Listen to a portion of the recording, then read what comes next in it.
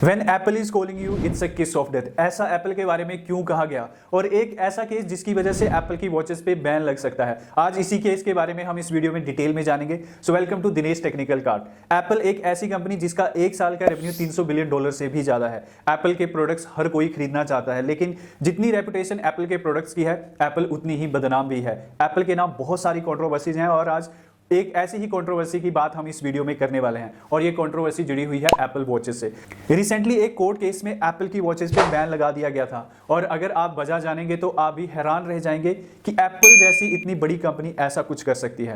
Apple watches के दीवाने पूरी दुनिया में हैं और एप्पल वॉचेस कितनी काबिल हैं इसकी न्यूज तो आपने कई बार सुनी होगी। कई बार न्यूज में आता है कि किसी को हार्ट अटैक आने से पहले उसकी एप्पल वॉच ने उसे अलर्ट कर दिया। कभी कोई कहीं पे गिर गया तो एप्पल वॉच ने उसके घर वालों को मैसेज भेज दिया या अलर्ट भेज दिया कि ये पर्सन गिर गया है एंड उसे असिस्टेंट की जरूरत है, हेल्प की जरूरत है। एप्पल की वॉचेस के बहुत सारे लोग दीवाने हैं और स्मार्ट वॉचेस वो वॉचेस होती हैं जो आपको टाइम दिखाने के साथ साथ एक्स्ट्रा फीचर भी देती हैं, जैसे कि हार्ट रेट चेक कर सकते हैं आप देख सकते हैं कि आपके ब्लड में कितनी ऑक्सीजन है, आप एक दिन में कितने स्टेप चले हैं। इस तरह के फीचर आपको स्मार्ट वॉचेस देती हैं। लेकिन इस वक्त एप्पल की वॉचेस खतरे में है और उसकी वजह है एक पेटेंट वॉर जो कि एप्पल और एक दूसरी कंपनी मैसिमो के बीच में चल रहा है। साल 2013 में एक छोटी मेडिकल कंपनी मैसिमो ने एक बहुत बड़ी मेडिकल प्रॉब्लम सोल्व कर दी और ये मेडिकल प्रॉब्लम थी इनएक्यूरेट ब्लड ऑक्सीजन की मेजरमेंट की।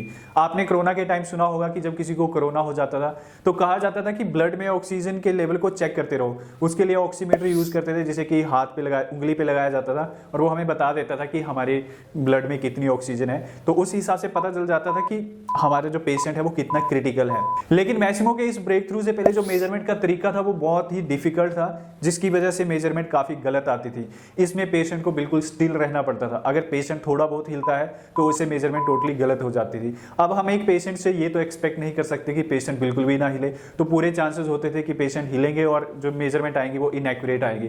लेकिन मैसिमो एक ऐसी टेक्नोलॉजी लेके आया जिसकी वजह से जो एक्यूरेसी लेवल था वो बहुत ज्यादा बढ़ गया। मैसिमो की टेक्नोलॉजी ये थी कि पेशेंट की बॉडी पे जहां पे डिवाइस लगाया जाएगा वहां पे लाइट ट्रांसमिट की जाएगी बॉडी टिश्यूज में। अब होता यह है कि ऐसे ब्लड टिश्यू जिसमें कि ऑक्सीजन लेवल सही है और ऐसे ब्लड टिश्यू जिसमें कि ऑक्सीजन लेवल कम है, दोनों अलग तरह से लाइट को एब्जॉर्ब करते हैं। डिवाइस इसी बिहेवियर को रीड करके एक रीडिंग देता था जो कि एक नंबर के फॉर्म में होती थी, जिससे कि एक्यूरेसी लेवल बहुत ज्यादा बढ़ गया और ये एक गेम चेंजर बन के सामने आया मैसिमो के लिए और मेडिकल फील्ड के लिए। जब मैसिमो इस इन्वेंशन पे काम कर रही थी तो एप्पल बहुत ही क्लोजली, बहुत ही ध्यान से मॉनिटर कर रहा था कि मैसिमो क्या कर रही है, क्या बना रही है। उस टाइम पे एप्पल अपने वेरेबल गैजेट्स पे काम कर रहा था, जैसे कि एप्पल वॉचेस। सो जैसे ही मैसिमो ये इन्वेंशन कर लेती है, एप्पल मैसिमो के दरवाजे पे पहुंच जाता है, क्योंकि एप्पल चाहता था कि मैसिमो एप्पल के साथ पार्टनरशिप कर ले और एप्पल मैसिमो की इस टेक्नोलॉजी को अपने डिवाइसेस के साथ इंटीग्रेट करे। जब मैसिमो को इस बात का पता चला तो मैसिमो तो सातवें आसमान पे पहुंच गया। उनको लगा वाह क्या बात है, एप्पल हमारे साथ पार्टनरशिप करना चाहता है, इससे तो हमारा बिजनेस रॉकेट की स्पीड से चलेगा। इसके बाद फिर मैसिमो और एप्पल ने मिलकर कॉन्फिडेंशियल मीटिंग करी इस पार्टनरशिप को लेके। लेकिन मैसिमो की ये खुशी कुछ दिन तक ही रही। कुछ टाइम बाद ये मैसिमो के लिए एक बुरा सपना साबित हुआ। जल्दी ही मैसिमो को समझ आ गया कि एप्पल को मैसिमो की कोई टेंशन नहीं है, उनको कोई फर्क नहीं पड़ता कि मैसिमो का बिजनेस चलता है या फेल होता है। उन्हें सिर्फ मतलब था तो मैसिमो की टेक्नोलॉजी से। उसके बाद मैसिमो गई तेल लेने। एप्पल ने मैसिमो के एम्प्लॉइज को लार टपकने वाले पैकेजेस देके एप्पल में लाना शुरू कर दिया और ये वो एम्प्लॉइज थे जिनके पास सेंसिटिव इंफॉर्मेशन थी इस टेक्नोलॉजी को लेके। लेकिन मैसिमो ने इतना ध्यान नहीं दिया। उन्होंने सोचा कि हमारे एम्प्लॉइज ने हमारे साथ कॉन्फिडेंशियलिटी का एग्रीमेंट साइन किया था, तो हमारे एम्प्लॉइज अच्छे हैं, वो हमारी कोई ऐसी इंफॉर्मेशन डिस्क्लोज नहीं करेंगे। तो मैसिमो ने एक सिंपल ईमेल डाल दी एप्पल को, ये कहते हुए कि वो इस तरह की हरकतें ना करे हमारे एम्प्लॉइज से ट्रेड सीक्रेट निकालने की। लेकिन एप्पल तो ऑलरेडी इस टेक्नोलॉजी के पेटेंट के लिए अप्लाई कर रहा था और मैसिमो को इस बात का पता नहीं था।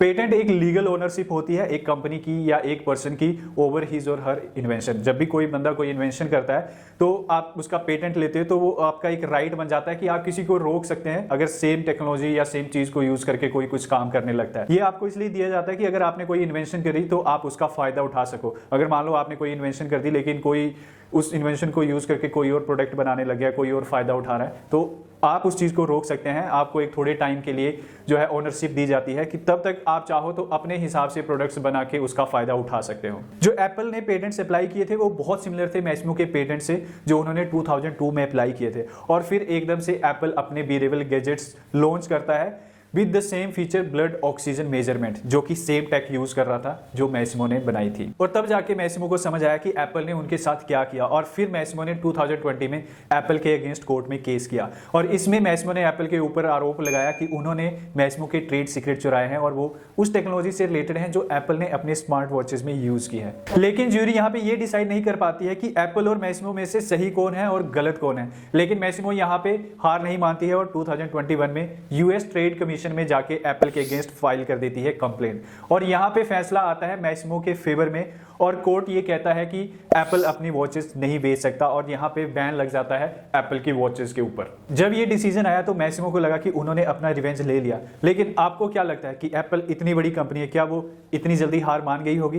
तो ये फैसला आता है अक्टूबर 2023 में और उसके बाद 3 महीने का प्रेसिडेंशियल रिव्यू टाइम होता है, जिसमें प्रेसिडेंट चाहे तो अपनी वीटो पावर यूज करके जो कोर्ट के केस का फैसला है उसको नल एंड वाइड कर सकता है। तो एप्पल को उम्मीद थी कि शायद मे बी जॉय बाइडेन जो प्रेसिडेंट है यूएस के, वो इस केस के फैसले को नल एंड वाइड कर दे। लेकिन ऐसा होता नहीं है। जो प्रेसिडेंशियल रिव्यू का पीरियड था वो 25 दिसंबर 2023 को खत्म होता है और 26 दिसंबर को यूएस ट्रेड रिप्रेजेंटेटिव कहते हैं कि बहुत ही केयरफुली कंसीडर करने के बाद उनका ये फैसला है कि आईटीसी के इस फैसले को रिवर्स नहीं किया जाएगा। ये एप्पल के लिए बहुत ही बड़ा झटका था। एप्पल ने अपनी वॉचेस के 2 मॉडल सीरीज 9 और अल्ट्रा 2 को ऑनलाइन सेल से और फिजिकल स्टोर से दोनों से हटा दिया। लेकिन एप्पल यहाँ पे हार नहीं मानता है और सेम डे 26 दिसंबर को ही कोर्ट में ये अपील लगा देता है कि इस बैन पे तब तक पोज लगा दिया जाए जब तक US custom and border protection ये डिटरमाइन नहीं कर लेता है कि जो एप्पल ने रीडिजाइन सबमिट किए हैं वॉचेस के कि क्या वो भी सेम पेटेंट के अंडर आते हैं या नहीं।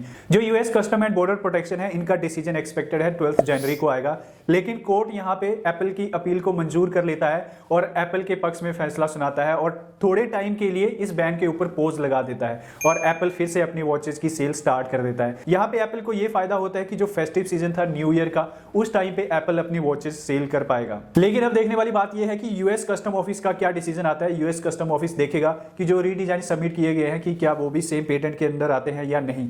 अगर सेम पेटेंट के अंदर आते हैं तो एप्पल की वॉचेस के ऊपर बैन लग सकता है फिर से।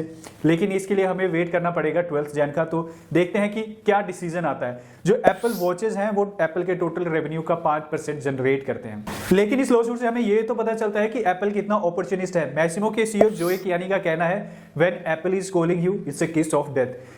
मैसिमो ने ऑलरेडी $50 मिलियन इस केस के ऊपर खर्च कर दिए हैं एंड जोए कियानी का मानना है कि ये टोटल खर्चा उनका $100 मिलियन तक जा सकता है। तो अगर कोई छोटी कंपनी हो और उसके साथ एप्पल ऐसा करता है तो उनके लिए एप्पल के अगेंस्ट फाइट करना बहुत ही मुश्किल होता है। लेकिन ऐसा नहीं है कि एप्पल सिर्फ छोटी कंपनी के साथ ऐसा करता है। एक ऐसे ही बड़े लॉ सूट में एक बहुत बड़ी कंपनी क्वालकॉम को पे किए थे एप्पल ने सेटलमेंट के लिए $4.5 बिलियन। इस लॉ सूट को हम किसी और वीडियो में डिस्कस करेंगे। आप मुझे कमेंट करके जरूर बताएं कि आपको क्या लगता है कि क्या एंड में एप्पल इस लॉ सूट को जीतेगा या नहीं, और क्या आप भी एप्पल प्रोडक्ट्स के फैन हैं। और इसी तरह की और वीडियोस के लिए सब्सक्राइब करें दिनेश टेक्निकल का। Thank you so much for watching.